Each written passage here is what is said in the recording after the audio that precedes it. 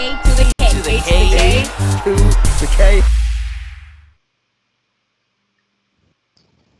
Hello, welcome to Whiskey and Wrestling, Volume 4, Anthony. Volume 18 4 months. Volumes, 18 months of A2theK. 18 years. Sorry. So, a lot of people may be thinking to themselves, what's all this about? So, if you've not watched any of the other volumes, go watch it. We'll wait. Hurry up. Obviously, we, as you may know, if you do listen to us in any sort of capacity regularly, we like to go on what some may call a tangent at times. So, in a bid to keep our main show as tangent-free as possible, as impossible as that is, because we do still go off sometimes, we reserved a nice little segment that we do every once in a while called Whiskey and Wrestling, in which we will have a whiskey and we'll just talk wrestling. This is the place for all things ranty, I suppose. So we're going to moan about stuff. We're going to just talk about... It's still going to be wrestling related, but we're going to just go slightly off script. 2 men, 2 whiskeys, no script. I like that. Just gonna... Oh, I feel better than the last, 2 something 1 something that I saw. But Anthony, as is tradition on the show, what is your whiskey of choice? For me, I am drinking the wonderful, the Ardmore Highland Single Malt Scotch whiskey. A great one to say with a Scouse accent. Go ahead. Ardmore. Now, I'm keeping it simple. I'm just going for a Grant's. Now, for those who are whiskey drinkers, you'll know Grant's is a fairly typical. So my stock has ran down. So I'm working through the Grant's, and then I'm going to have an assessment, Carl. As you know, I've been prone to a Glenfiddich or what was I drinking before that? A Laparag and so on. But we'll keep it to the Grants. We'll go from there. Keep it nice and easy. I'm also using my commemorative A2theK. If you can see that there. Look at that. The A2theK whiskey glass. If you would like your own customized A2theK whiskey glass, go fuck yourself. You ain't us. You don't get one. No, joking. I would love to offer these out, but these are custom made for Carl and I. So you ain't getting one. No, you ain't. Now, Carl, what we figured we'd do, it's been 18 months, Carl, probably longer than I think either of us maybe expect. Not that we had a time limit on the podcast, but we did it for fun, and we were always going to do it as long as it was fun. And I feel like it's probably exceeded either of our expectations at this point. So we've 18 months, Carl, 18 months talking regularly about whatever we feel like. We've covered all sorts. We've covered our favourite video games. We've covered favourite matches, favourite wrestlers. We've done all sorts like that. We've regularly covered each week of wrestling. We've regularly covered the news. And then, partway through year 1, we decided, well, let's see if we can get some interviews in. So I figured let's start by talking about year 1's experience, Carl. So I didn't even think it's mad to think that year 2 has been crazier than year 1 in terms of guests, and that's not to disrespect any of the guests for year 1, but we sort of were about halfway through year 1. Am I right in saying, when we were like, well, let's see if we can get some guests. We were doing reasonably well, but it's not like we were the biggest podcast ever at that point, and still aren't for that matter. But I'll reminisce back to I think I was big on Thunder Rosa at the time when we were talking about NWA Power. We were talking about the fact that she was showing up on AEW, getting some hype packages. And we're like, okay, let's just drop her an email and see what happens. Yeah. And would you believe, fucking got back to us, didn't she? I remember just being so, obviously that was the first. You never forget your first, do you? They say. Yeah. But I mean, when you sent me the message saying, holy shit, we just had Thunder Rosa reply to us, I was like, oh shit, we've got an interview booked in. So I mean, obviously, as Anthony said, we're quite a varietal podcast. We never set out to be, this is what we're going to do. We're going to go after this or we're going after that. We just wanted to talk about wrestling, what happened in the previous weeks, what's happened in the news, and then, a different unique segment. We always called it a unique segment of the week, didn't we? So as you said, we were like, well, imagine if we got the opportunity to speak to some people. So, it was mad, really. I don't think we really contacted many people. if at all. Like I believe like Thunder was one of the first ones we ever contacted, because what's different I'll is be I straight think up about this. This is no disrespect to Thunder, but I'll be straight up about this for the sake of the story. The first person I ever contacted, and this is, I'm not having a moan when I say this, I never got a reply, but I imagine he's a very busy fella and may never have seen the email. First person I ever contacted, because we were always like, let's talk to someone who we fucking loved, right? yeah. Growing up, it was actually Shane Helms, Mm-hmm. because we were both, I think at the time we were both reminiscing about his work with The Rock, and we were like, oh, it'd be so cool to fucking speak to him, he's a ledge. So so I emailed him, he had an email address, and sadly we never got a reply to that. Not to be deterred, we carried on messaging other people, and as I say, he's a busy guy, so I'm sure he didn't see it. And I think that's one thing you get with these sort of podcasts, especially there are those podcasts out there, a lot of podcasts that we obviously we follow on social media, we get along with, who they exclusively do interviews, and they do them on a much bigger volume than we do, and that's what they do.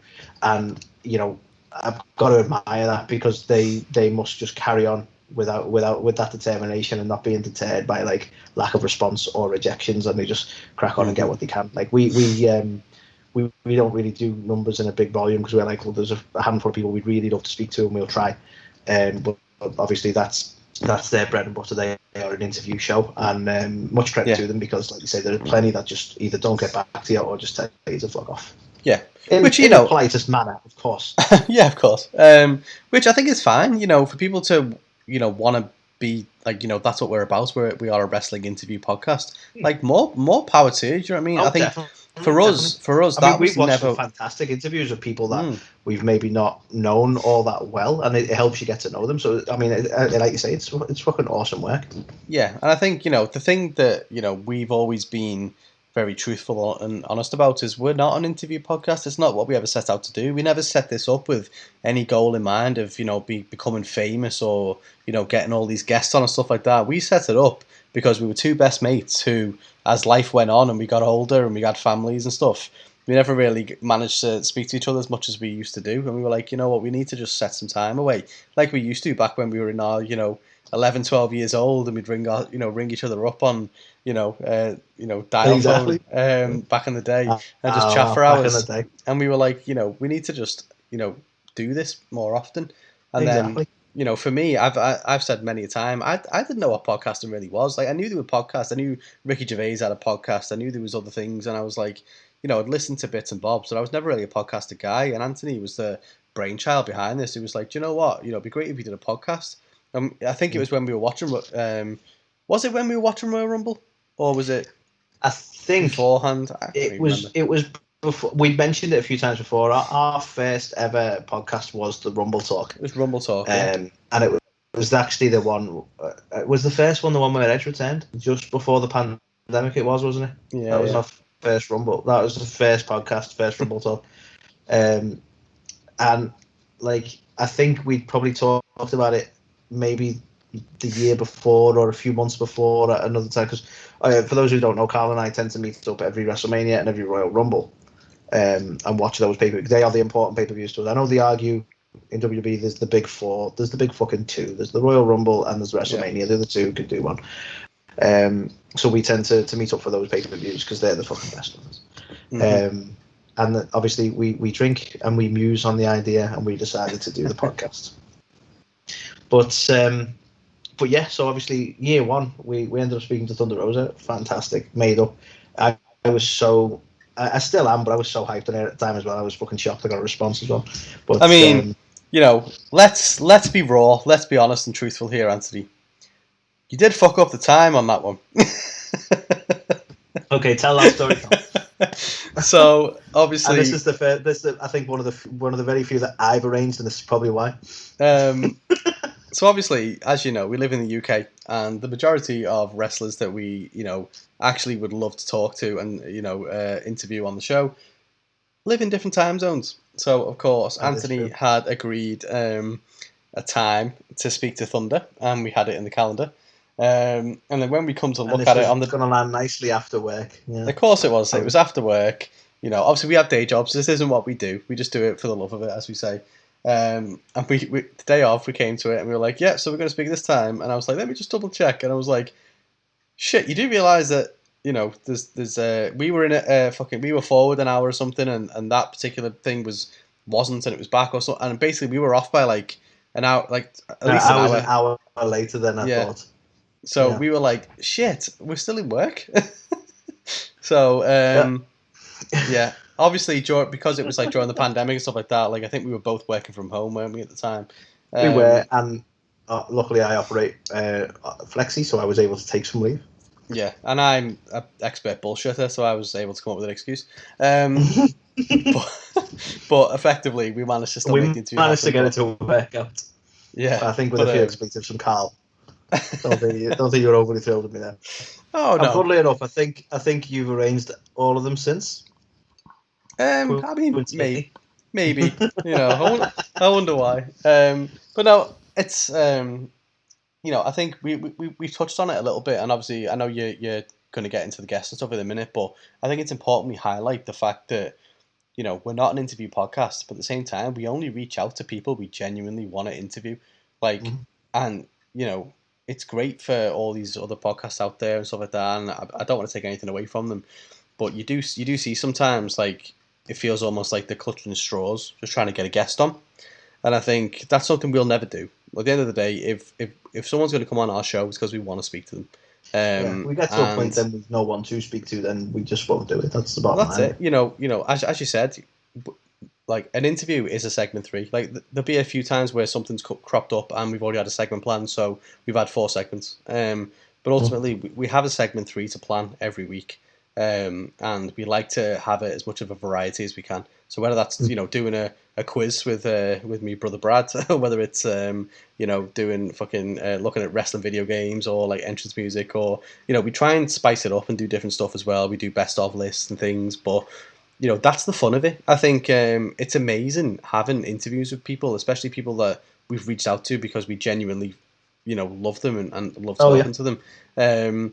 But sometimes it's nice as well just to do other stuff, and I think we'll always do that because that's the reason I give credit to ones who solely do the interviews, because there's a stress to go along with that.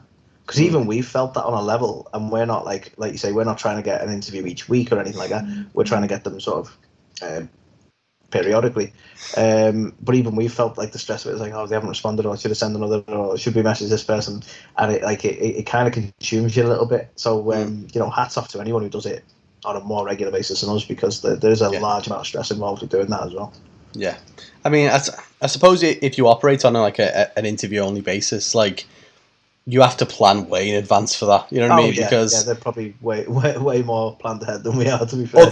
Otherwise, there's no chance you would have a weekly podcast, because there's no way you're going to get someone agreeing every week. So it takes a lot of effort and planning, and hats off to anyone who is an interview podcast out there. And I think, as you said, there's been some fantastic ones going on in the industry, and we have never been in this to be better than any other podcast or anything like that.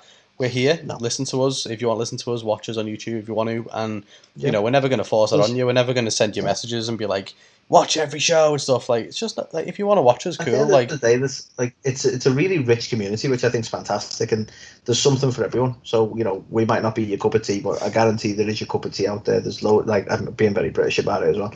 Cup of tea.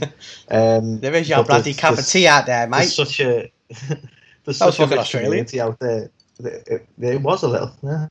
There's such a rich community out there, and obviously we've interacted with and met like so many like really cool guys who do a similar thing, and loads of fun ideas as well. I've seen people who are like, apologies because I'm trying not to be too specific and name names, because then you'll never be done. But there's people out there who are like redoing stories that's like redoing storylines from WWE and how they would do them and stuff like that, and it's just like there's so much fun concepts out there. So obviously not just us, but look at the internet wrestling community, look at the internet podcast or the wrestling podcast community. It's fantastic. It's so rich and so fun. Yeah, and at the end of the day, people are doing this. I can't imagine there's money in it for hardly anyone, really. The reality is, unless you're like at Van Vliet level, you're not this, like you say, we're not doing it professionally, and there's not a lot of money in it in that sense. You have you have to be within the millions to be doing that kind of numbers. You know what I mean? So just if you're into wrestling, and just show some support, for people. You know, even a single like or just a watch of someone's video, is a reassurance to anyone who's doing this. And Yeah. as Anthony said, there's so many out there. There's so much variety. Like, check them all out. There'll definitely be something for you as well. So Yeah. um, And to be honest, like, it's a very opinion-based thing, wrestling. So it's great seeing different people's takes on things. Like, there are people who we get along with really well, or we're really interested in their take on wrestling, but it's not necessarily something we agree with. But their opinion is still fascinating. So, like you said, I think the community itself is actually really good fun. Yeah. For the most. But anyway, we did say there's going to be tangents. So Thunder Rosa, we told that story. Who else did we have? Season 1, year 1. I want to say the next one. I might have the order right here, so apologies, Carl. But I think the next one was good old Griff, wasn't it? Was it Griff next, or was it Georgia? I feel like it might have been Griff before Georgia. And correct me if I'm wrong there, Carl. I have no idea. My memories are sick, but we'll Either talk way, about Griff. They were kind of together, but like Griff kind of came as a bit of a surprise as well. And I'm going to class him as a you find, because obviously he was having some matches on AEW. He probably more prominent on Dark at that point. He wasn't All Elite. Has only been made All Elite very recently, which were made up for him because he's definitely a talented guy. But this was like you almost scouted this guy, and you were like, this guy's got to be something, and I want to speak to him. And want to be a star, don't you? And so we ended up speaking to Griff again, proper up and comer, really fascinating guy, a bit of an insight into like the indies and into how he got into it, and we've been massive supporters of Griff, not just because of that, because he's a talented guy, but ever since we've been like, every time he's been like, he's had some prominence on AEW, or the minute he was made All Elite, or everything he's done with the Blasty Blondes, we're just like so much more hype now, because like we've got to know him on that level. You know what I mean? It's that was fantastic. And I think for year 1, sorry, go on.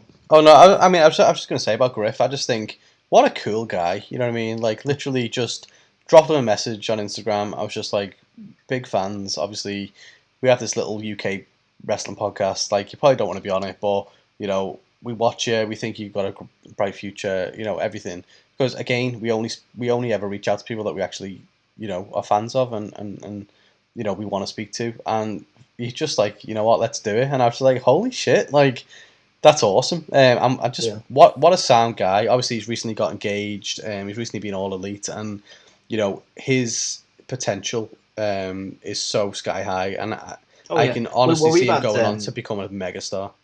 Well, I mean, look at some of the and it's an absolute compliment. But some of the comments we've had on the video where we interviewed him, like people saying they see a young Adam Copeland, which is a massive compliment. Like, such a big guy in the industry edge.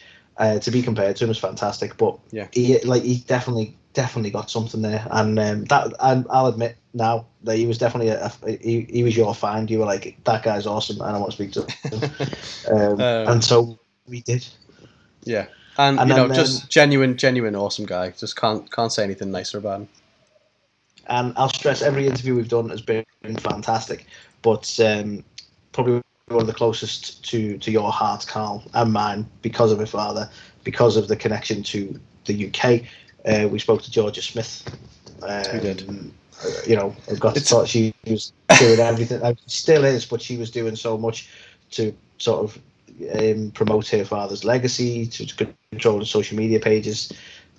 She's attending a lot of the events to show his ring gear and talk about his life and stuff like that. And again, absolutely fascinating conversation. Such a lovely person, but obviously, as I say, there's that connection there, because he's not only is he the British Bulldog, he's from like a town that's 15 minutes away. Yeah, if that. It's like really close. Yeah, really close. So we've always had that natural affinity towards the British Bulldog. Yeah, I mean, it's only fair, Anthony, for me to tell a story about me fucking up as well, which I did on the Georgia interview.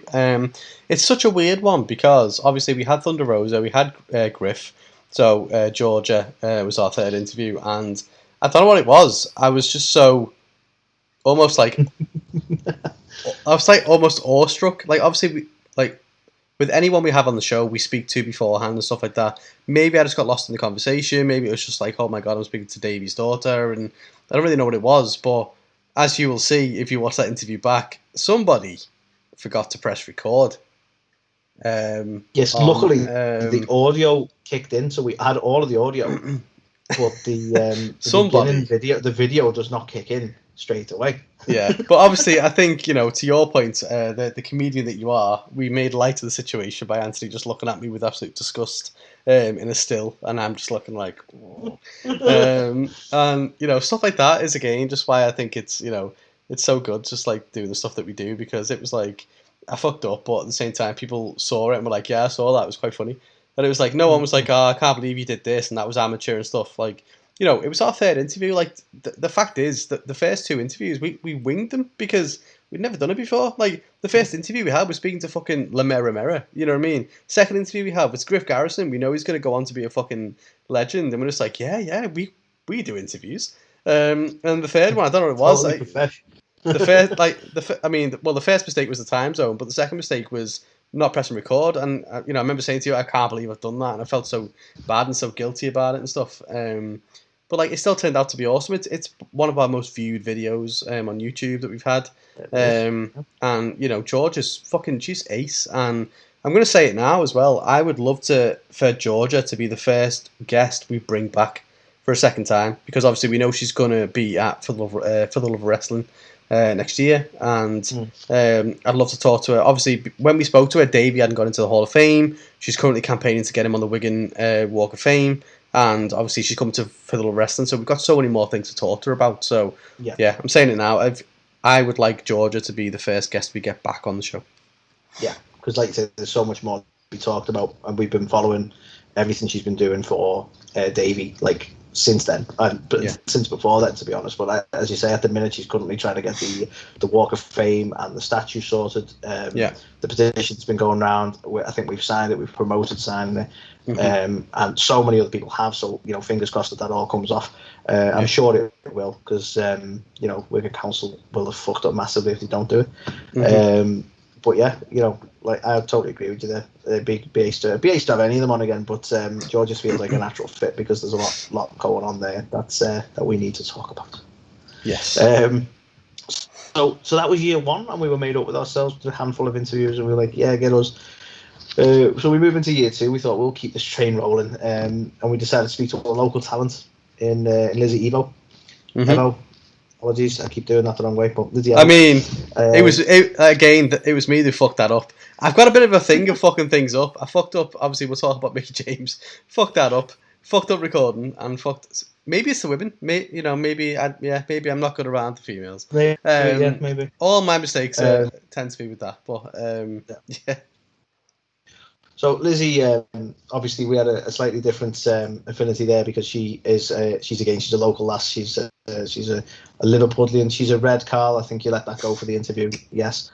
But obviously she's another up and coming talent, really talented person. I think I'd seen her quite a lot on what ended up being Defiant Wrestling, but WCPW at the time, before the indie scene got taken over by NXT UK, pretty much. But really prominent, currently wrestling for, and was at the time wrestling for, TNT Extreme, which is a Liverpool-based wrestling promotion, and has gone on to absolutely kill it. I mean, she's winning championships left and right. She's doing absolutely fucking awesome. And again, another fascinating interview that we were made up to get. I think, I don't know whether we've got them listed down. I know we did. So it's technically an interview, but it was also technically just the first guest on Whiskey and Wrestling. We interviewed Tony Knox, technically, didn't we? Yeah, to be fair, yeah, sorry, I kind of skipped over that, because he was part of Whiskey and Wrestling rather than an interview. But yeah, you're quite right, he was a guest on Whiskey and Tony's been around the wrestling business in the UK for decades. He's a wrestling Fun photographer. fact for everyone, he's been around the business so long that Carl's actually wrestled alongside him. Yeah, it's true. He was the Mothman for a bit. But yeah, so way back when I was very, very young, 16, 17, whatever, trying to get into, a little bit of wrestling. It was the first time I met Tony. So I reached out to him at the start of this year and just kind of was like, I bet he's got stories, because he's a wrestling photographer. He goes around, he's got pictures of fucking everybody. And do you know what? He's stories for days, man. He's spoken to the likes of Bubba Ray and everything, to be fair. Bubba Ray, Hulk Hogan, he had stories on everyone. But, he was very candid with us. He was very honest about his experiences with people and stuff like that. And he's just a really sound guy. You know, he does amazing wrestling photography, so you know, definitely go and check him out if you don't already. But he's just a really cool guy. But you know, he's very well known on the UK scene, and obviously a bit of a blast from the past from me. But he was nice enough to join us on an episode of Whiskey and Wrestling, so we don't list it as an interview for that reason. But technically, it was. We asked him a lot about. You know, we did interview him, but it was just a bit more casual. That Whiskey and Wrestling was yeah, we kept it more casual, but it was us sort of asking him a ton of questions, so it is an interview. You know, and I think as well, you know, and to anyone listening, I think that's something we might start doing a bit more, just different, you know, guests and stuff coming onto these Whiskey and Wrestlings. I think it's something we might start doing a bit more frequently. I think at the minute it's every like 3 or 4 months or so, isn't it? But maybe we'll do it once every like 2 months or something, and we might have one where it's just us, one where we bring a guest on and stuff like that. So I've always thought it might be a good place, because in terms of guests, like interviews are usually with wrestlers and stuff, but the joy of Whiskey and Wrestling is that's when we could potentially have other podcasters on, and we could talk to them about what they're doing and so on like that. So or other, it doesn't have to be a podcaster, but obviously other wrestling enthusiasts and stuff like that. So the possibilities are limitless in that sense, really. We're all about the variety, as you can tell. So could be like WWE, we're a variety show. Oh, so I don't want to make this all about the interviews, Carl. So we'll sort of I'll sort of move on as sort of sharp as I can, then we can go on to some other bits. But so we spoke to Lizzie Evo, another fantastic interview. We then tried to mix it up a little bit. We went on to speak to Stanley Sherman, who was the creator of Mankind's the Mankind mask, Mick Foley's mask. Yeah, among many others. He actually created the Undertaker mask that was wore sort of briefly on Undertaker stuff at the Abyss as well, I think. Abyss, yeah. And again, another really fascinating guy. If it's not something you've watched, I would really highly recommend checking it out. He's such an awesome guy. Still keeps in touch. He's just a really nice fella. Yeah. And I mean, as well, one of them. I was just going to say, check his work out. He's got a website, Mask Arts Company. He's based in New York. He does some wonderful work. So if you need anything, slapsticks, masks, whatever, check him out. He's actually a wonderful guy. He's done I don't know if he still does them, but he's done classes and everything, because he's theatrically trained, so he's done classes on comedy and all sorts. Mm-hmm. But genuinely fascinating guy, and again, another really quite honest interview as well, because not all of the experience of dealing with all this sort of stuff, not all of it was great, and it wasn't like he was holding back. And to be fair, we try not to be like, go on, let's bitch about things, but it was, I think, a fair and honest interview and a fascinating one. So I always he had some fascinating stories about the Undertaker, falling asleep on his couch, and he had some fascinating stories about Mick Foley and the relationship that he had with him and how it had many peaks and troughs. So if you haven't checked it out, check that one out, because Stanley's a awesome guy. So indeed.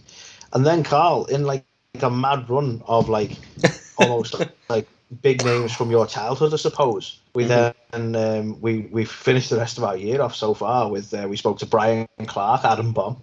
Yeah. We spoke to Diamond Dallas Page. Yeah. We spoke to Leaping Lanny Poffo, or the genius Lanny Poffo. I prefer the genius because that's how I remember him. And then most recently spoke to Mickey James. And it's like, what the fuck? And it's no discredit to all the other interviews we've done so far, but this was like a sort of run on like your childhood, essentially, Carl. Right here, this is like, well, let's speak to all of these people, and it's like every one of them has been kind of almost like awe-inspiring, because this is like people who, not just like, because obviously we've seen all of them in some capacity on TV, you know what I mean? But these were ones where like, we were kids watching these guys on TV. And now it was just like, that was really surreal. There is literally something about every interview that we've done that I absolutely love, and like hold like so dear, in terms of what we've been able to do and accomplish and speak to people and stuff. And for Brian, obviously it was like his vindicating him, which he's since gone on to be proven not guilty and stuff, and his story as well obviously was wonderful. DDP gave us like nearly 2 hours of his time just chat, just because he's a fucking awesome guy, just riffing about wrestling and like the stuff he's beat. Like, honestly, like that is probably the interview where we talk the least. Yeah, and that's not a bad thing, but we were just so like, I would have listened to him for like 4, 5, 6 hours. 100%. Just stories 100%. Stories from wrestling. And that's what we get. He was telling us about the time he met The Rock and they had an interaction over the People's Champion. And just, it's like, And we were just there, like almost like, well, like I'm not going to stop him. I'm just going to listen to him. Like however long he wants to be here and tell us these stories, that's how long he's got. Yeah. Do you know what I mean? Absolute legend. Then Lanny, obviously, just what a fucking gent he is. Just didn't pull any punches. Was very honest, very raw, very informative. Worked very closely with Kurt Hennig, which is one of my favorites of all time. Macho Man, and obviously Genius. Like I grew up watching the Genius. Like that for me was so insane. Speaking to him, and then to top it off with He's Mickey such a James. friendly and just while we're on Lanny, he's such a friendly and witty guy. He's another one who we're probably going to meet in person. He's coming to one of the, I want to say For the Love of Wrestling, might be the other one. We certainly are. And if you watch the interview, we've got a certain little, introduction we need to approach him planned. a certain way.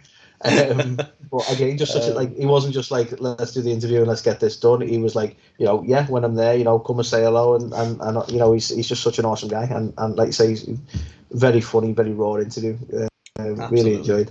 And then let's talk about the next one, Carl. Your what error did you make on the Mickey James one? Sorry, you did mention that earlier. What happened? Maybe slightly got one of our accomplishments wrong and blame Wikipedia for it. It's probably just me being fucking. I mean, well, right behind the scenes stuff. I was away in the lakes. I'd messaged Mickey, or her agent, and was like, Empower's coming up. I'd love to speak to her, about Empower, blah blah blah. Away in the middle of the Lake District somewhere, hardly any signal. Managed to get a bit of signal. Was like, looked at my phone. Yeah, we can do tomorrow. I was like, are you shitting me? I was like, I couldn't believe it. I messaged Anthony. I was like, oh my God, I'm in the lakes. How am I going to come up with questions and stuff? Like, luckily, we managed to kind of pull it all out. But, that was probably the reason why I fucked it up. But, it is what it is. It's endearing. If anything, she's going to, no offense, Anthony, but if anything, she'll be like, here's that guy who fucked up my name and the guy with the beard. Well, so I feel like I came off better here. If you look through the interview, she knew you by name by the end of that. So I think that little drop at the beginning there, I think that endeared you to her almost. I think did I say then the guy who fucked up my name? I meant the guy who fucked up by the amount of titles. But yeah, I feel like I came off more in her brain after that, and I'm down for that. I'll take that. And you know what? Like we did some careful editing on the Mickey one, but she was so good with the interview with us. But obviously she had her son had come home from school. We didn't want to take too much of her time because obviously she wanted to spend some time with the son. He made an appearance on the show. I'd say some of those elements we did edit out for the sake of Mickey and for the sake of the interview because we wanted to keep it as wrestling related as possible. But she's just such an awesome family person as well. Do you know what I mean? Yeah. You can tell how much just loves the family and it just humanized her so much, and in some ways I wish I had left a lot of those bits in because you just realize how much of a normal person she is as well. Do you know what? Yeah, but, I mean, you keeping it wrestling related, so I edited some of it. you basically articulate that much better than I would have done, but yeah, it completely humanized her, and I think it was so surreal just as parents ourselves to see her with her son, just like her apologizing to us, and it was just like again. I think honestly, I cut it out of the interview because it wasn't wrestling related. But there was a moment there we were talking about Peppa Pig and stuff, and it's like, it's so weird for us that she's in the same boat, but she's super famous. So I think that was very humanizing. Literally all the time in the world for Mickey. I think she's fucking wonderful. I can't believe we spoke to her. I'm made up, absolutely made up. Yeah. So that's our brief talk on the interview. So we've got some other bits, Carl, but I mentioned it before, so I want to make sure to get it in, right? I want to rant about the current state of wrestling, right? Because there's a couple of bits that I want to complain about, right? And one I've touched on before, and that is the fact that people seem to think that you have to constantly see a wrestler or they're being buried, right? Mm-hmm. But the first one I want to talk about, and this is a massive change in topic, so apologies, guys, but I'm getting it in because I've been drinking, right? We put up a post on our TikTok, right, of Ruby Soho, right, because that's we tend to put different videos up. Sometimes they'll be related to someone who's recently been showcased somewhere, so obviously it becomes quite relevant. And a lot of the comments, despite people just generally being dicks and making comments about a physical appearance and such, which you get from trolls on the internet all the time, one of the things we were getting is people going oh, she's so overrated, and this is why I wanted to talk about this topic now, because I'm I really can't understand this mentality of saying someone's can you imagine any wrestling promotion, right, who brings in a new wrestler that they want to push but then they have to then treat them like, oh, you know, she's no big deal. Is such a person, she's no big deal. Like, I don't. Of course she is. Of course they're gonna make out like she's a massive deal, because how are we meant to get behind her if they don't get behind her? And that's the bit I really can't fathom. Like, they're almost upset that AEW are making out like she's a big sign and a big deal. And it's like, but they're pushing her. That's what it's about. Can you imagine how, like, John Cena would have been received by the fans, or Brock Lesnar, or anyone, if WWE hadn't pushed them like they were fucking something? Yeah. You know what I mean? It's a mentality that has really been puzzled. I've been thinking about this all week. Like, what is that? Why do people not think that you can't make a big deal out of somebody? Yeah. I was baffled, so twofold. Firstly, I was baffled by the comments we got on TikTok. I thought it was absolutely horrendous. You know, there were people out there just like making fun of like Ruby for all these different things, and it was just like really, like, I don't want to be associated with that. Like, that's not why we put these videos out there. We've had this, you know, we've had a similar thing with the Darby Allin video, and I get it. He's a polarizing character, very polarizing, like, right? We get it, but it's like it started all these like fucking AEW versus WWE fanboy like things going on, and it's just like that's not why we put videos up. We don't want that to be the, you know, the fucking battleground for, you know, silly people basically. But yeah, I think Ruby, but yeah, I just deserves to be part of that conversation of the amazing acquisitions that AEW have made over the last you know, couple of weeks, because she was massively underutilized in WWE, and she's come there, and you know, of course they're going to push her. You know, she's won the Battle Royal. She's now got a title fight. Like, if you think about it, right, they've made a big deal of a lot of people coming to AEW, but because she's come from WWE, they expect that AEW shouldn't, like, well, she's not that big a deal. And it's like, so what, you wanted AEW to treat her like that and go, here's someone else who signed. Yeah. There's some last. Like, it doesn't make any sense to me why they wouldn't make a big deal of it. Like, and I don't understand why that mentality even exists. The thing is, like, she's got potential, and she's a big not deal. Overrated. She's not even rated at this point. Yeah. But she's a big deal. But I hate the term overrated, because it's like she hasn't done anything. It's not like everyone in commentary's going, "Wow, we've got the best women's wrestler in the world." Like, that would be overrated. Yeah. Right? They're making a big deal because she's here, because she's been an independent talent and has been hyping her arrival somewhere. Yeah. So they made a big deal that she's turned up in AEW and she has the potential. But how can you call her overrated? She's only had one match. Two, technically now. No, I think you're absolutely right. Insane. I think people will have only seen her in WWE, and to be honest, that's the bulk of where I've seen her as well. I saw one or two things, you know, prior to that, but by all accounts, anyone who knows her from pre-WWE knows that she is an absolute fucking baller. So she's come to AEW. She's got the opportunity now to prove who she is, and they are backing her. And you know, they've made her win the Battle Royal, and she's beat Jamie Hayter, and now she's got a, you know, a date in Destiny with Britt Baker. So I don't know if she'll win it, you know, but at the end of the day, she is a talent. She's a fantastic wrestler and a lovely person by all accounts. So, you know, just let it happen. Just see what happens. Yeah, it's just this fucked up mentality. You can't push her because she's ex-WWE, so you can't push her. Like, she's overrated, blah, blah, blah. It's like, it's just nonsense. Like, she's a new talent and they're going to push her. Totally fine with that. Same way WWE would do that with anyone. And they have done. Look at how much they pushed Karrion Kross when he turned up to NXT. Was anyone sat there going, well, he's overrated? No, because he came in like a big deal and he treated him like a big deal. That's all WWE. That's all AEW have done with Ruby. Yeah. So I wanted to moan about that for a sec, because it just puzzles me. No, you're right. And I can't remember what my other rant was now, Carl. Okay. Oh yeah, there's constant appearances that wrestle. Like, I've touched on this, but I think we should discuss it as a topic, right?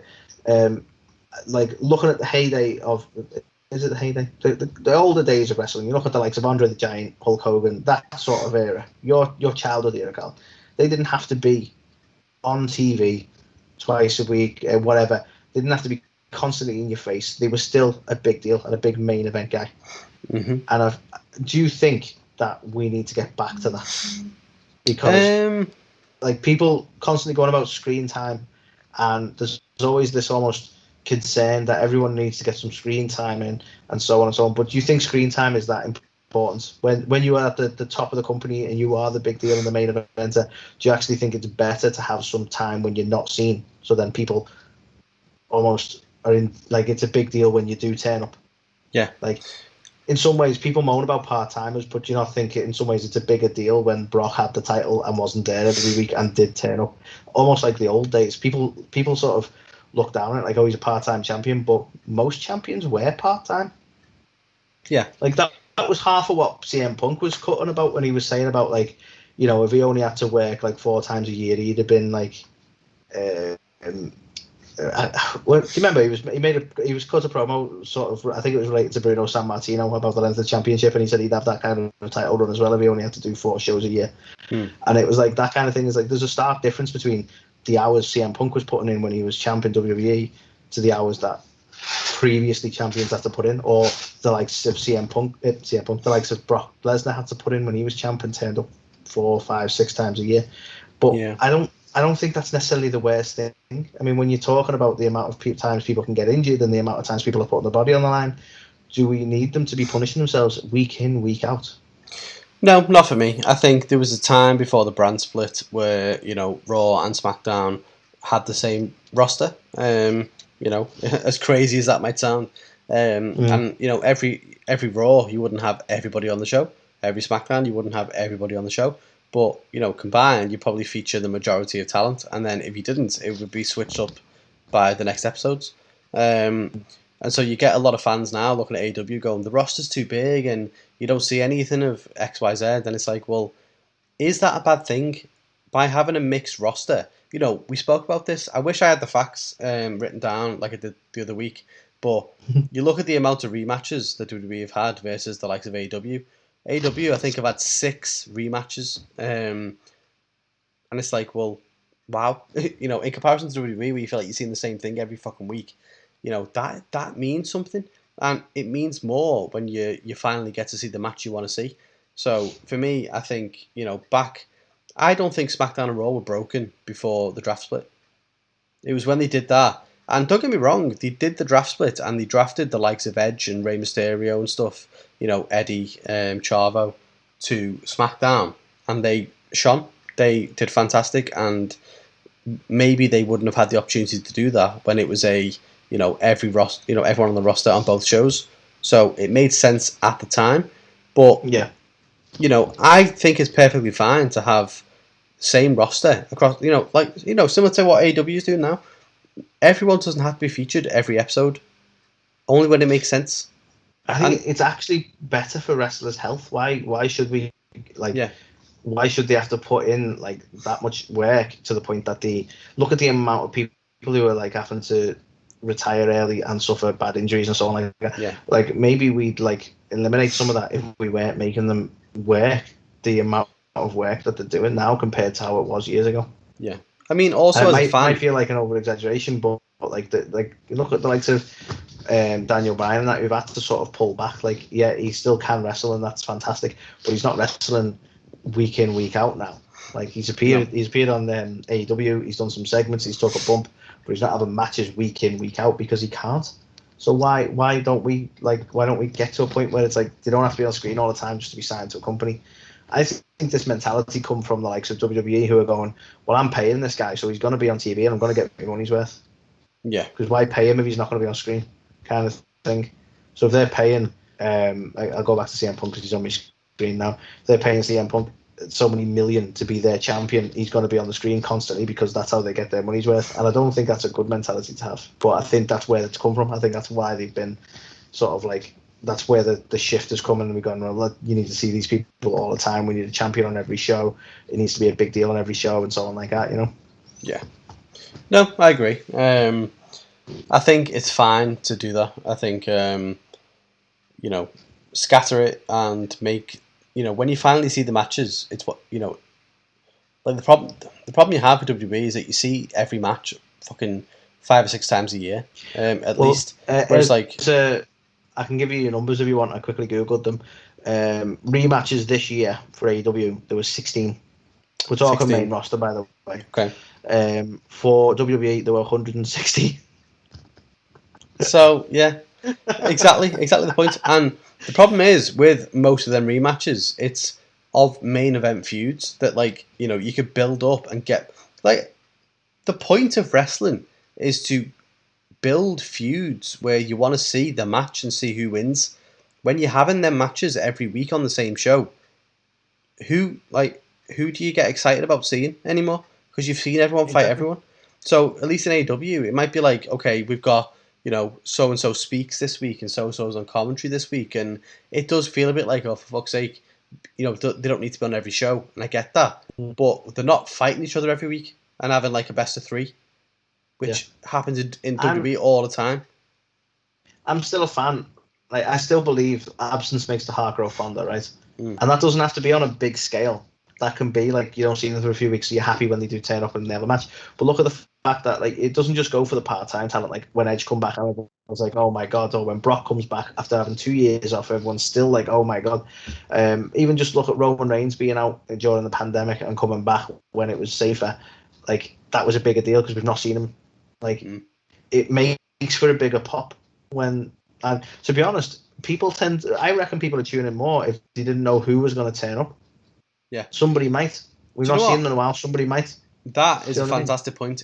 Like, everything is like pre-announced on social media nowadays. There's no excitement anymore, WWE.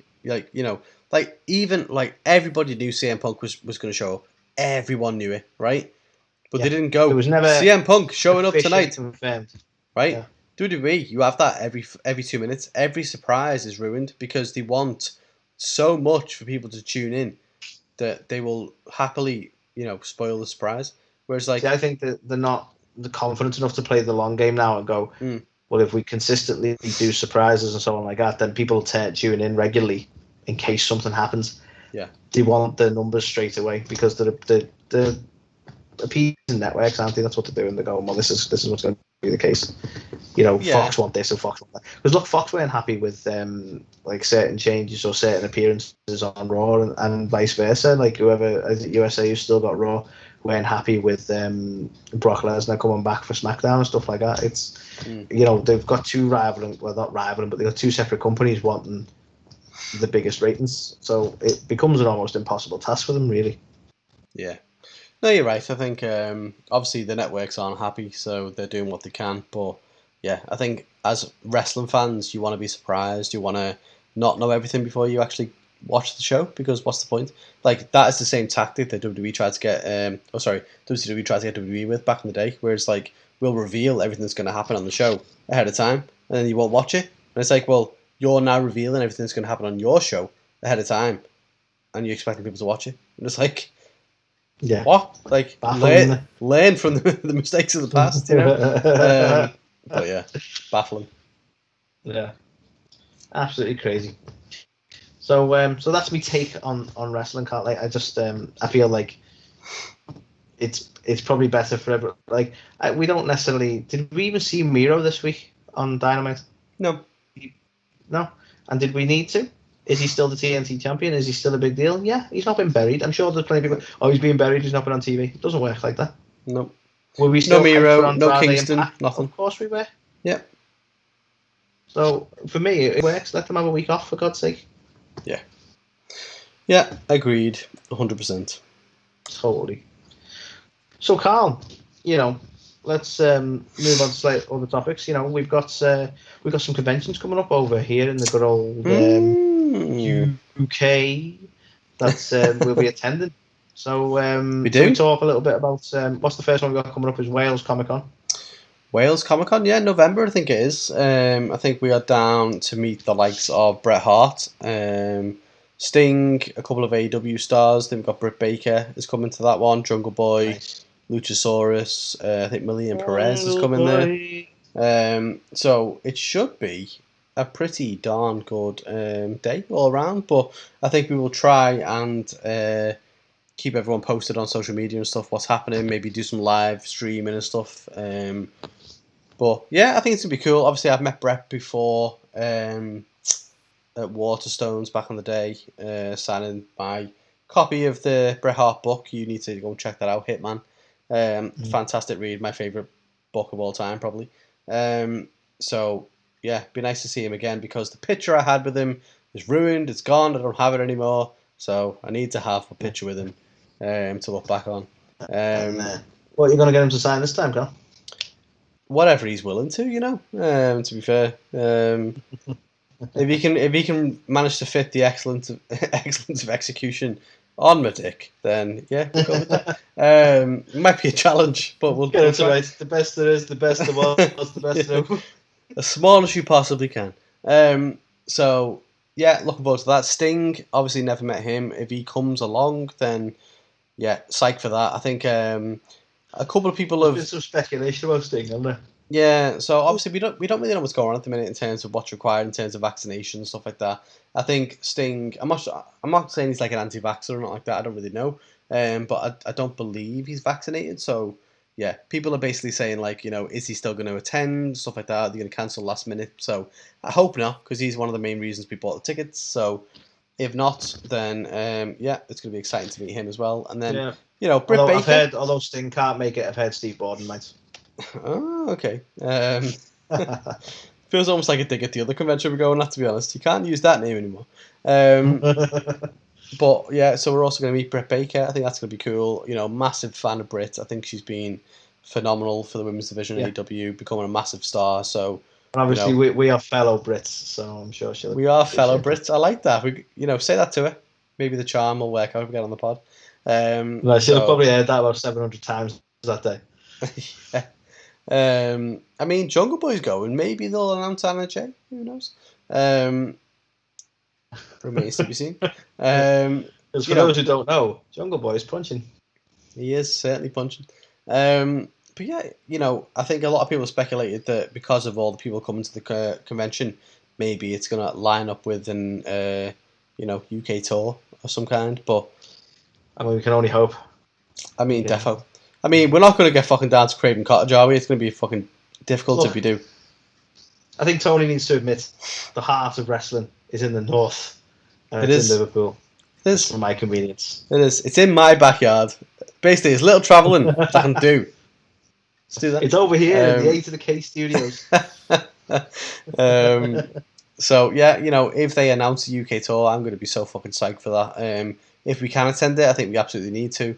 But we will see. But yeah, so Wales Comic Con, we will be there. We will try and keep everyone updated on socials and stuff. We'll probably be there and be square. We'll probably do some live streaming as well. Instagram, TikTok combination. Who even knows? If you want to see our awkward interactions with wrestlers live, you'll get to. Maybe. Do you want to see me be slapped in the face by Britt Baker? Well, tune in. So yeah. So obviously. Almost like that could be our thing. That could be our gimmick if we can get them all to slap you. You take a slap from Brett. All to slap you. Yeah. I'm down for that. Yeah. Well, maybe we take a slap a piece. I don't know. Okay. But yeah, so obviously we've got the Wales Comic Con, which we're excited for, and then in the new year we've got For the Love of Wrestling 2. We've amassed quite a decent number of names now by who we're going to meet. Yeah. Let me load up my little. I've got a spreadsheet. Of course, I've got a spreadsheet. You're a master of spreadsheets, Carl. Master of spreadsheets. I am. It's a bit of a sin, bit of a blessing, at the same time. But yeah, so we have got photo ops with a number of people. So Kurt Angle obviously is the main photo op of choice. We are currently waiting for him to reconfirm for the event, but ideally he will be. Obviously, Kurt is someone we speak to quite a bit. He's a very busy man. He is a busy man. But Kurt, come on. Get on the pod. There. Get on the fucking pod. Oh yeah, be there as well. Yeah, sorry. But no, yeah. Obviously, Kurt. We are trying for Kurt. Obviously, we love Kurt. So he's been really gracious with us and just being upfront how busy he is. His own podcast and WWE Network shows and stuff that he's got going on. So maybe one day, but we'll see. But we're also meeting the likes of Trish Stratus, the Dudley Boys, Tori Wilson, Money Inc., MJF, Darby Allin, Sammy Guevara, and Braun Strowman. So Braun Strowman. Do you think we're going to get a Raquel Gonzalez appearing? I know they don't have to turn up in couples. I'm just asking. Probably not. To be fair, I don't think. No offense, Raquel. I don't think anyone. Well, many people will buy tickets to see you. Unfortunately. So that's the thing with the convention game, innit? You've got to get guests who are going to be worth the money, basically. Take your point. But no, good old Braun Strowman, man. He's killing it already on the old ticket sales, isn't he? So Certainly is. Not a bad price either. To be fair, considering he was the champion a while ago. well, like, pleasure to meet you, Braun. Would you be a train? Would you be a train for me, Braun? Choo choo, motherfucker! Sign my ass. Um, so that is looking good as well. Still more guests to be announced, but I think it's going to give us just another little bit of variety to add. I keep saying it. Oh, I yeah. feel like a bit of a broken record, but that is what we're about. We are not an interview podcast. We're not We're a a variety show. yeah. We are a variety show. Anthony's going to juggle for you. You'll Hello. fucking like it. But no, we try and keep things entertaining. We don't want to just be samey. We don't just want to go, oh, we need an interview. We'll interview this guy and stumble our way through it and just not care or not know anything about the career and stuff like that. So we'll only speak to people that we want to speak to. We'll only do segments that we actually think are fun or we're going to have fun with. And, if you are a listener or a watcher of this show, hopefully you know that by now. We don't do it for any other reason. The fact that, we enjoy it. We love just once a week catching up together, chatting about what's happening in wrestling and some other crazy shit where we go on tangents. And then when we go, if we're planning to go on a lot of tangents, we frame it as whiskey and wrestling. Exactly. But yeah, so obviously it's been a hell of an 18 months. We've got a lot more stuff to come, obviously the Comic Cons and stuff like that, but also we've got, Anthony, what has become almost like annual traditions now. So Rumble Talk, we mentioned, was the first episode of the podcast. It was, and we try and do that now every Rumble, don't we? We do. Obviously, I think we introduced a drinking game at one point and stuff. Obviously, we went live on Proved Twitch. to be quite popular, We did. like we had quite a few, even podcasts, other podcasts were sort of using our drinking game and sort of tagged us in that, and that was just nice to see. I think you put a lot of work into balancing that drinking game, which is difficult because some things you say that, subtle, but you say that, but a lot of people were like, "Okay, I'm going to be dead after the third match and stuff." So it's like, ultimately, I think I tried to put it on the actual graphic that I made and stuff as well. It's like, how much you can drink and how much is going to basically kill you. So, if you look at the game and go, yeah, that's bad, then please don't do the game. If you look at the game and go, yeah, I can do that, do the game. And we're CM Punk fans, so there is a straight edge option. You can just drink juice. There you go. Exactly. Yeah. There's nowhere did it say you have to drink any type of beverage. So that is perfectly compliant with the rules. So we may do. I mean, we're definitely going to do a Rumble Talk. We might do another drinking game. Do you think for that? Maybe do the same drinking game for that. Maybe take some feedback and modify it slightly, but it'd be pretty similar, I think. But yeah, why not? The Rumble is something which is pretty close to our heart, and it's where we started. Let's come round, get a pizza, get drunk, watch the Rumble, have fun. So the getting drunk aspect is pretty important to the show, I think. So yeah, agreed. Yeah. So that'll work, and then we always follow that with an A2theK, which has been affectionately named. I don't know if we originally named it that, but it's certainly what we've used for the last couple of years, isn't it? So yeah, I think it grew arms and legs last year. I think obviously we planned almost like a fucking plethora of activity. It was like, we're going to do this, we're going to do that. There's going to be a competition. Yeah, there's going to be leading up to. We had like specific segments relating to WrestleMania and stuff like that, didn't we? As well, we were. I think very specific about it. We had like crowning the best WrestleMania of all time, like in the polls and stuff like that. So obviously, it might not make sense to do the same thing again this year because it was so recent. But I'm sure we'll be active. We'll come up with some cool interactive things for. Well, I have an idea. I'm going to propose this to you now, Carl. Go on. I think Shawn Michaels, and this might be polarizing, I think Shawn Michaels does no longer deserve the title of Mr. WrestleMania. Okay. I think we should do a tournament to crown the real Mr. WrestleMania. I like that, Fuck it. I hate Shawn Michaels. Let's do it. I'll record a video. Because Shawn Michaels is a cunt. Who's the real? Doesn't matter how much religion you find. If you're a cunt, you're a cunt. It's true. Bottom line of it. God can't save you from being a twat, as they say. So yeah, I like that, you know. But yeah, we will be obviously back doing some A2theK India type activities, some kind of poll series type thing. Poll. And obviously drinking game, probably do like a live stream. And maybe a giveaway again, why not? I mean, we don't. Who knows? I think a lot of, you know, Instagram pages, podcasts and stuff just do giveaways all the time to like get followers and stuff. And yeah, again, we're not really that bothered. Like, I mean, we are Honestly, obviously. like we are, but like I don't know how you feel about this, Carl, but like, and I absolutely love the fact that we have any sort of fan base. But at the same time, I'm like, I'd sooner they just be here because they want to be here.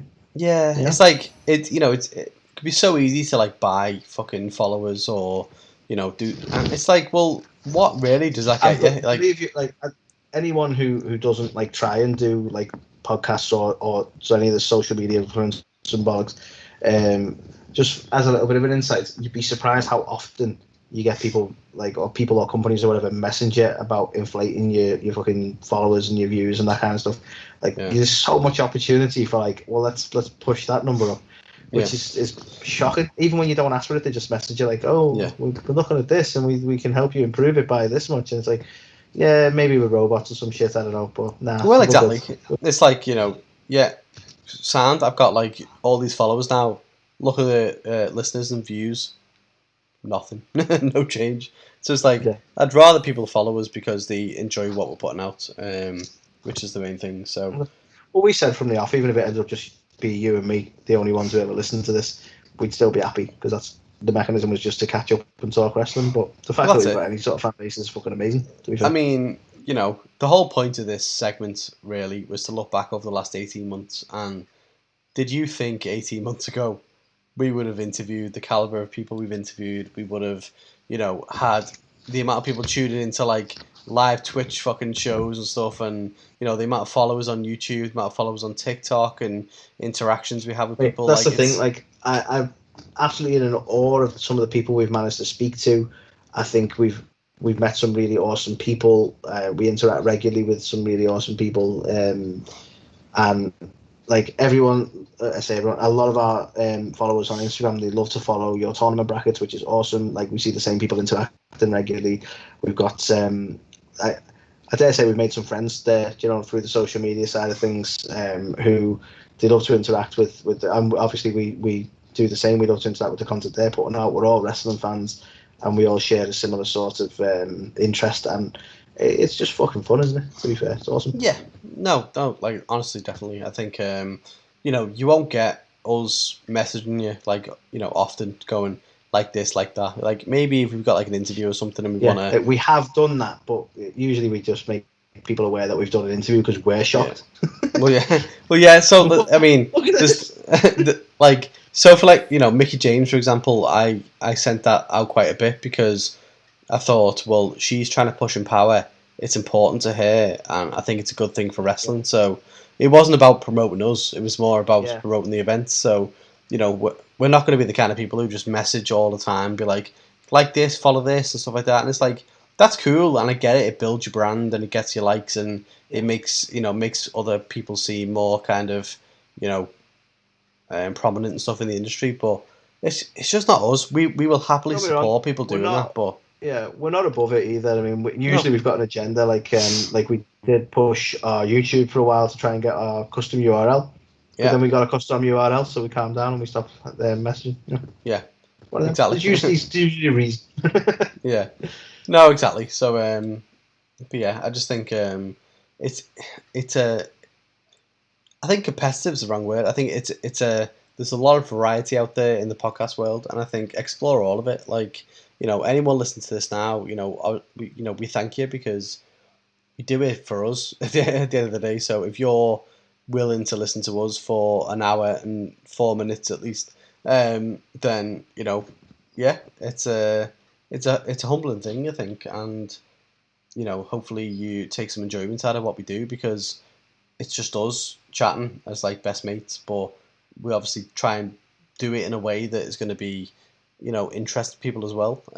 So yeah, obviously we are appreciative of everyone who follows us on any of our socials or watches or listens anywhere. But yeah, obviously we're going to keep doing what we're doing.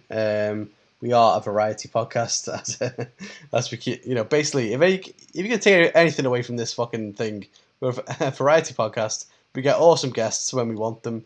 I'm When we gonna don't, push for Carl to have our little slogan underneath our logo now to say a variety show in quotes. the A2theK variety. Yeah, fuck it, we'll change it. The A2theK variety hour. We're not. I think we need to. We're not a wrestling show. We're a variety show. I would put But as long variety as hour. raw and about as fun. Yeah, I would put variety hour, but knowing you, it'd be fucking 3 hours every fucking time anyway. Yeah. I always aim Kid. for about 30 minutes. How's my aim? Yeah, it's way off. So let's. I know we're reaching near the end, Carl, but I want to ask you one question, and you have to exclude the people we've already interviewed, right? Okay. So you may have already hit hit this target when I question it like this, but excluding the people we've already interviewed, who would be your dream interview? I mean, I won't lie. I would love to interview Bret Hart, and I don't think it's going to happen. But of course I would. I've not seen him do a lot of interviews, and usually they're not the smaller fish like us. So it may be like that. I mean, you may remember I reached out to him at one point, and obviously, it wasn't really met with any kind of favourability. So I can't see it happening. But he is my favourite wrestler. Definitely, obviously, him and Kurt Hennig were my two favourite wrestlers. I probably can't separate them. Obviously, Kurt unfortunately has passed away. So naturally, I would go to Bret as the only living one of my favourite wrestlers to potentially get on the show. But I don't think that's going to happen. That being said, there's a few that I would love to just chat with and stuff. I think I want to keep the names close to my chest because there's a couple that we are speaking to at the minute. There's maybe an upcoming interview which is going to be cool. Well, we'll keep it to. I asked you for your all time who would you be your dream one? So we'll call it Bret. Okay, yeah, Bret. Yeah. I'll give you mine, and I don't think you'll be surprised. It would be The Undertaker, Mark Calloway. And you never know; it's getting more feasible. He's turned into he's a talkative bastard now. He is. To be honest with you, but no, I think I don't know. I don't know if this is necessarily true or whether we're just shit at approaching people, but there seems to be you can't really get WWE people unless you're proper connected. Yeah. There's you're behind that WWE wall, aren't you? Most WWE people can't do it, or you have to go through WWE's media teams and all that kind of bollocks. So I don't think we're going to realistically get Mark Calloway, but no, hands down my favorite wrestler growing up, and it'd be awesome to just chat to him or just listen to him because I probably wouldn't have a lot to say. I'd be just but, I mean, even to a degree, it's somewhat difficult to sign, talent. Well, to interview talent who are all elite because, certain people in that we reach out to, which is ironic because two of the people we've interviewed are all elite, but they weren't when we spoke to them. No, so we'd not be able to get near them now. Yeah. There you go. Yeah, that's another interesting thing. Anyone who's listening who might be looking into doing these sort of things, and for some reason is looking to us, that's an interesting thing. Is a lot of the we've spoke to people who've been yeah, I'm happy to do it, more than happy to do it, but you need to go to their media and they might have been fobbing us off. I don't know, but they send us to AEW's media team. You go to them and go, we've been speaking to this person. They're happy to do it, but obviously we need to book it through yourselves. And they come back to us and go, no. And you're like, okay, then. Cool, thanks. Yeah. That's paraphrasing. Didn't exactly go no. They were more polite. Well, there's more words involved. Yeah. No availability at this time. But that's interesting. There seems to be I don't know how they control it. Whether you have to be an actual radio broadcast or an TV show. They don't seem to do basically they don't seem to, from what I gather, they don't seem to do the independent podcasts. No. So I don't know what notoriety you need to have before they consider that, but we'll find out. Yeah. I think we'll find out. We'll find out. The whole point of Whiskey and Wrestling is to be transparent about it. The person we're talking about here in particular is Christopher Daniels. Yes. You know, Well, he's two actually, because Preston Vance as well was quite yeah, happy to Christopher speak to Daniels, us. Preston Similar Vance, things. two guys that we'd spoken to, you know, privately, and were down for it, but had to go through the media team. But yeah, we just didn't get response, or there was no availability, so couldn't get it done. But you know, these are the kind of things Unfortunate. that obviously we do. Like, we don't just go, you know, here's everybody, here's everyone with an email. Let's just email everyone, you know, because like, you know, no offense to certain people, but like, we couldn't hold a conversation. There's been, you know, I won't mention this person by name. Someone came back to us and said, "Yeah, I will. You know, I'll do an interview on your podcast. It's going to cost you X amount." And we were like, "Okay, that's the first red flag, because you know, do we want to pay for interviews, or do we want to just, you know, have some kind of a conversation?" But then I it mean, was that's the like, thing. Like, I don't blame. Like, you know, if that's their worth, like, anyone can value themselves. Like, I'm totally fine with that. If that's what they think their worth is, that's fine. But and we've always been more than polite about it, because I think we've had that. I know we've had that at least once, and we've always more than polite about it when we're like, because essentially we've had to say no, and that's not because we don't want to speak to the person, but unfortunately being behind a paywall makes it difficult for us, because this is a passion project. We yeah, don't make money from this show, no, and you know, we at the end of the day, we don't want it costing us a great deal either. So that has been a shame. But again, you know, they can do that if they want to. That's fine. yeah, But it's yeah, it is a shame when we get that. And I know we've had that at least once. Which yeah. again, we won't name names or amounts, but it just was a bit too high, really, for what, like, it's like, nah, that's too much, unfortunately. Yeah, and I think, you know, we kind of pride ourselves on, you know, finding people that we want to speak to, who want to speak to us as well, and being a compelling Yeah, thing. So, you know, we don't really pay at all, you know, for anything that we do, because, you know, as Anthony said, it's a passion project, and we do it because we want to do it. And you know, some of, you know, well, yeah, all the guests that we speak to pretty much are, you know, gracious enough to just come on the show and just chat to us. So, you know, that's what we're about. And obviously there are podcasts out there who, you know, will pay, you know, amounts to people to get them on the show, and if that works for them, that's cool as well. exactly. Yeah. And you But know, again, it falls into that. Like, if this is the kind of thing you're looking into, it goes to that cost benefit thing, doesn't it? Of going, well, you know, if you're doing this as a business, which some people do, and they do it, they are an interview show and they're making money from it. The cost might be worth it to them, you know, and more power to them. That's how you want to do it. But yeah, you always got to decide what I suppose what your limits are when it comes to cost. I mean, if you're looking at doing these sort of things. yeah. But no, so I think obviously that's something I'm quite proud of, as you know, everyone we've had on the show, um, has been just like doing it for the sake of talking to us, really, which is mad. So Yeah, you know, it's really cool, isn't it, to be fair. yeah, And that's um, why we've always been big on, like, especially now we've actually developed a bit of a fan base, especially our TikTok side of things. That's why we always try and promote what they're doing as much as we possibly can, as much as, like, they've probably got a bigger fan base than us and usually have.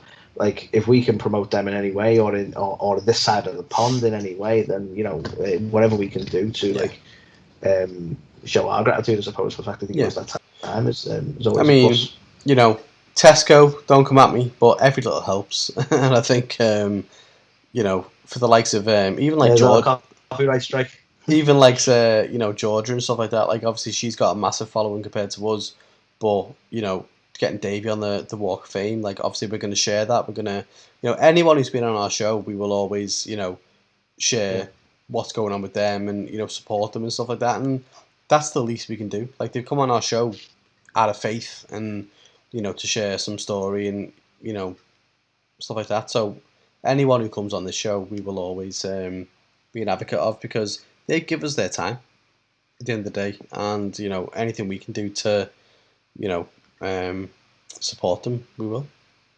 Indeed. But no, it's been a fun 18 months, and I look forward to a fun 18 more.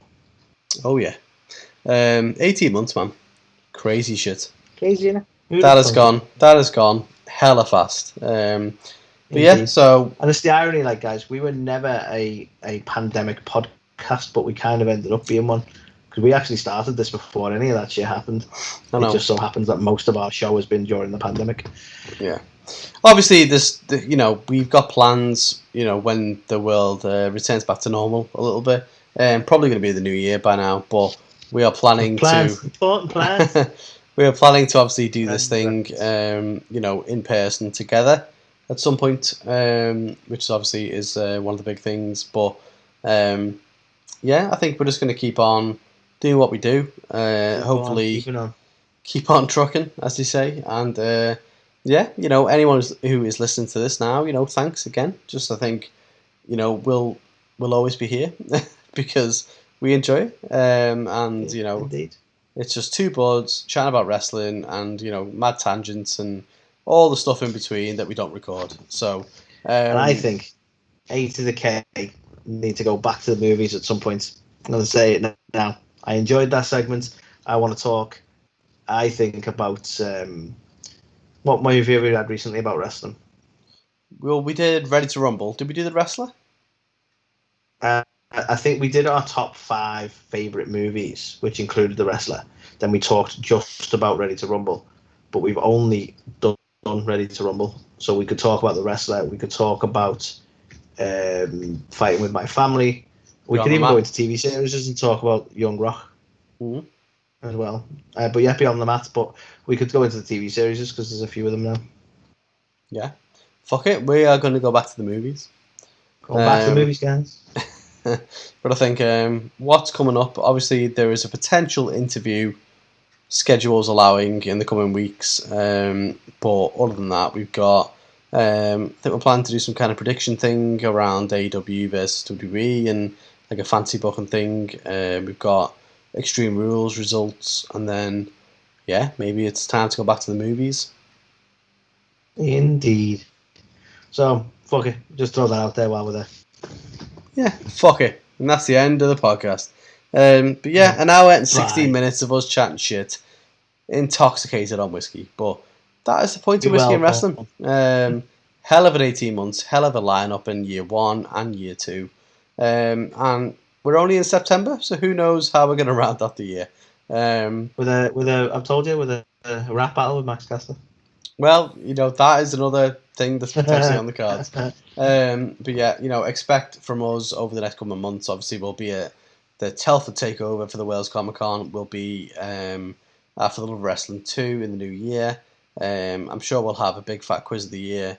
We're looking to do something with some other podcasts as well at some point. We need to just stop being lazy and actually agree a time and date. And yeah, as Anthony said, there's going to be some interesting things, like back to the movies and other unique segments that are coming up. But yeah, thank you for the last 18 months. It's been a pleasure. To Anthony as well. Hang on, let me grab me. I'm about to get me Coke on because we're the ones empty. Boom. Way to the K. Yeah, so A2theK. 18 months of an insane journey, and just getting started. Yeah. So yeah, that is the show. We spoke about all the happy haps in This Week in Wrestling. We spoke about all the latest news and rumours in the Ringside Report. And we've just finished off by getting wasted and going off script and chatting all things A2theK and wrestling and, various things that you can come to expect over, the next few months with us. But yeah, that is the show. We thank you. As always, check us out on all the social medias. With a TikTok famous, 11.8k or something now. Crazy. Steadily building on everywhere else as well, but every little helps. Sorry, Tesco, don't sue us. But yeah, we'll be back next week. I think, again, This Week in Wrestling, the Ringside Report, and next week I think we're doing potentially like a fantasy booking thing with AEW and WWE, but card is subject to change, so we'll see if anything else comes up that we decide to talk about instead. But yeah, thanks for being with us. We are A2theK, 18 months in, and as Anthony said, here's the next 18 months. We will be back. We'll be seeing you. But for now, here's some wonderful people with some wonderful comments. Get out of here. Peace.